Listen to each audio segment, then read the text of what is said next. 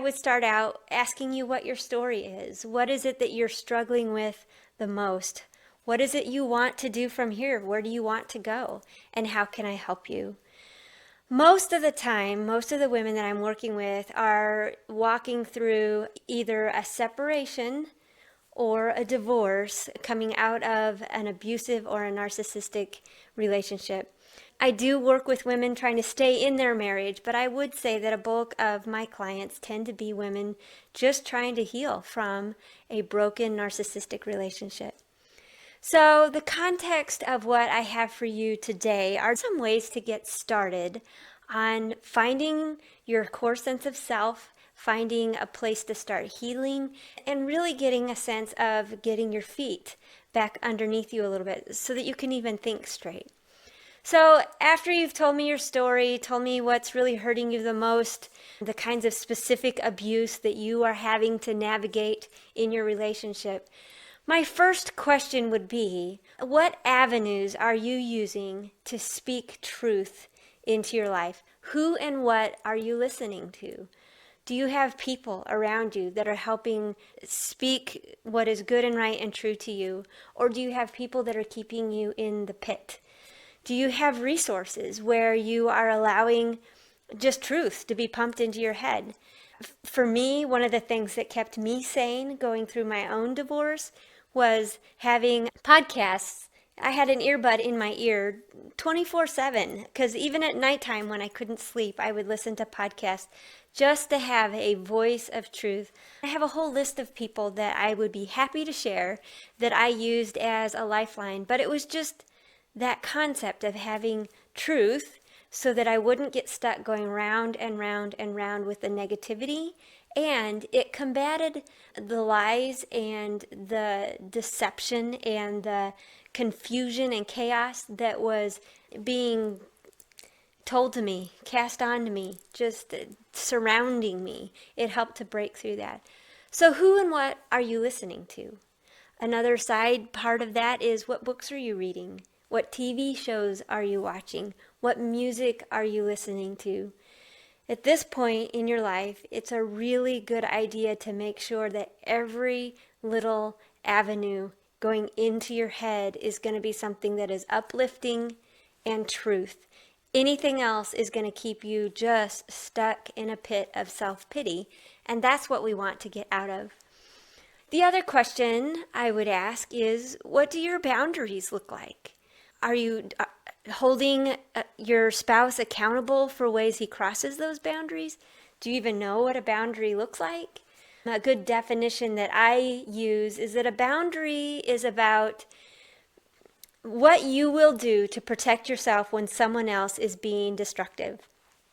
It's not about changing them.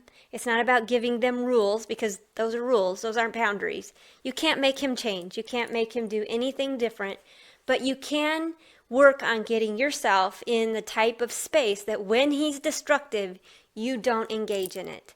That could mean leaving his presence. That could mean staying in his presence and chatting with a friend instead.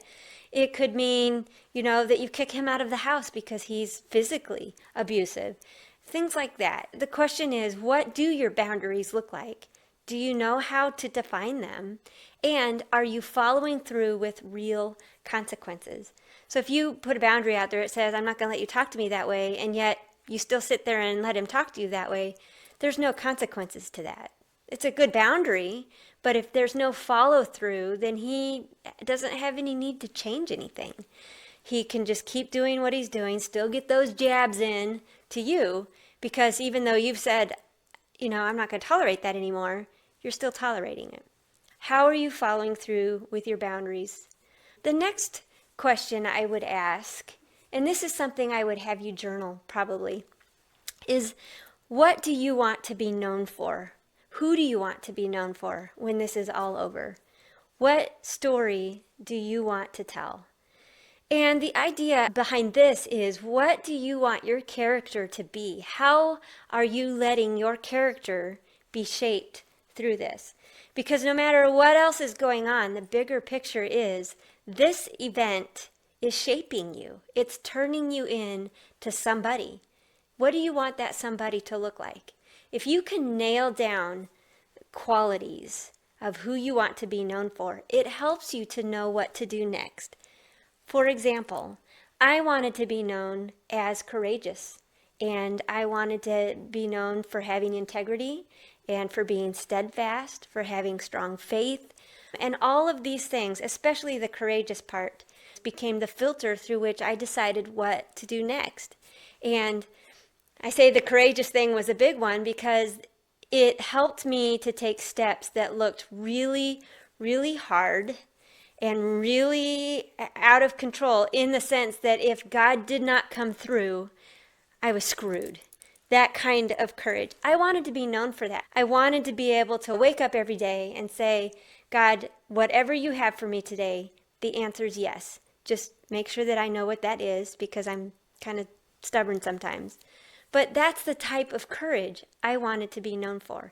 And that helped me decide what my next steps should be, even walking through a divorce I did not want, having to navigate all of the emotions and the deception and the false accusations. This was huge for me, knowing what story I wanted to tell, that when it got hard, I kept pressing on. I didn't just give up.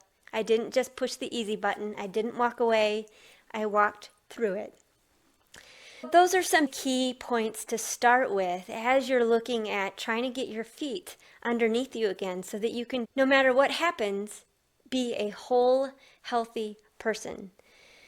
Because at the end of the day, no matter what your husband says, even if his voice is powerful, you still are your own person.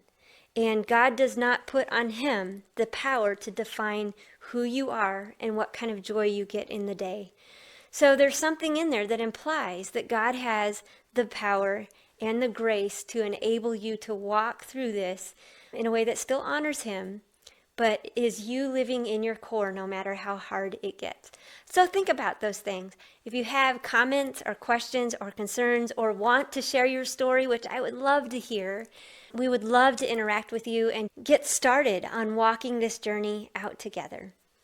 Thank you. I hope this has been encouraging, and I hope that you have a good day. Bye.